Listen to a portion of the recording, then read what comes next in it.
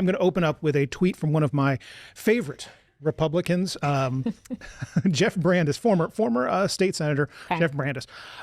He's tweeting, this is out after there was a press conference the governor gave and talked about how property tax relief is coming. It's going to happen, da-da-da-da-da. And Brandes responds with, what exactly is the plan here? Can someone from the Florida GOP majority walk me through the details on just one basic economic question? When you phase out the primary funding source for 411 cities, 67 counties, then what happens? What backfills and replaces it? What gets cut? Are you just hoping the math works itself out? Are you really prepared to spend general revenue on this in perpetuity? Hope is not a strategy. Mic drop. Wow. Yeah. If there was ever a tweet that summed up the question we've been asking for 3 weeks, that's it. 3 weeks, 3 months. 3 months. I mean, when this first got floated out, people were like, okay, it sounds nice to not have to pay property taxes, but that money goes to a lot of things that most of us look around and say, we need. Yeah. And I think they thought, this sounds great because they probably anticipated a plan coming down the pipeline soon. Like, okay, we're going to slow walk the introduction. Then we're going to probably hear something in a couple weeks. Yeah. They didn't think that half the session would be over and we would just be barely introducing this. To quote the great Floridian Tom Petty, the waiting is the hardest part. Okay, well, Jimmy Patronis, current member of the United States House of Representatives, former CFO, he gave an interview down in South Florida and basically said, he says, this is what you'll see if you exempt homestead. Then you'll have a massive shift, in my opinion, to assessing non-homestead properties. Here's the kicker. That means apartments and rents will spike. It will shift the expense, and arguably maybe you could run some of the business off of but now the rent will be higher. And it's just, he basically goes on to say, the point that has been made ad nauseum. Right. The money's got to come from somewhere. Yeah. I mean, this is logic. This is not, it may sound, sort of cumbersome and really political, but this is just basic math. You take something away that has to maintain, what do you replace it with, right? Like if we take this table away, how are the laptops and the pieces of paper and the phones not going to fall unless we replace it with something? You got to have something there. Exactly. And so the House this week will move forward with its proposal. The Senate hasn't done anything. Ben Albritton's chamber has not really taken this up at all. Right. And I think part of that has to do with, we've not seen a plan come out of the governor's office. We've not really seen anyone. To Jeff Brandes' point, the math is not mathing. Right.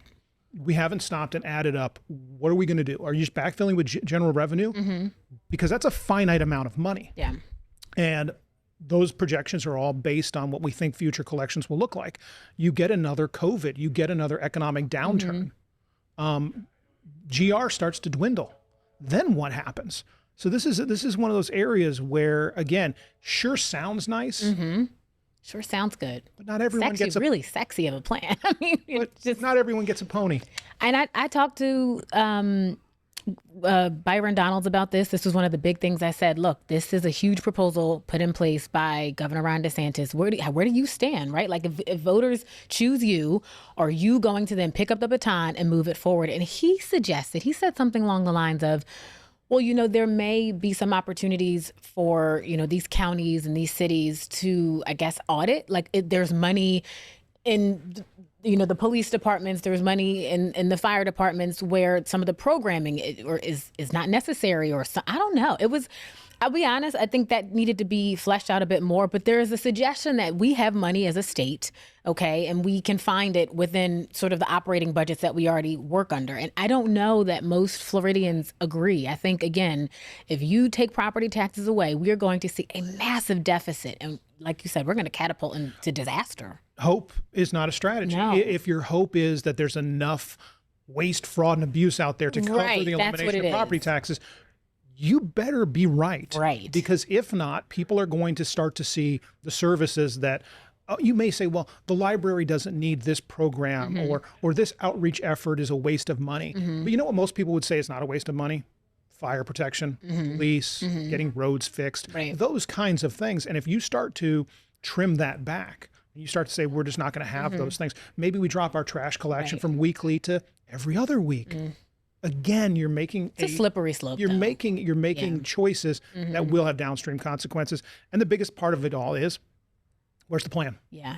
Right. Show me on paper where the money will go, where the money will come from to backfill, and show me how this is going to impact the 411 cities and 67 counties that will be impacted. When Elon Musk jumped in with this DOGE, the Department of Government Efficiency, and just started slashing federal departments, I do want to at least play devil's advocate and say I think there was some support there where there were numbers, and he was saying, hey, this department spends this much money and we don't need this. And I'm not saying I agree, but there was a plan that supported the action, and that's what we're missing here. So again, if the state is depending on waste and fraud or whatever that's rampant enough to, I guess, supplement whatever we remove from property taxes, then that's almost scary, because then how did that go undetected for so long? Yeah. And this would be, again, voters would have to, in November, amend our state constitution, 60% threshold to do that. And so we'll wait. A, let's wait and see if there's a plan. Okay. B, let's see what the plan looks like. And then C, let's see if voters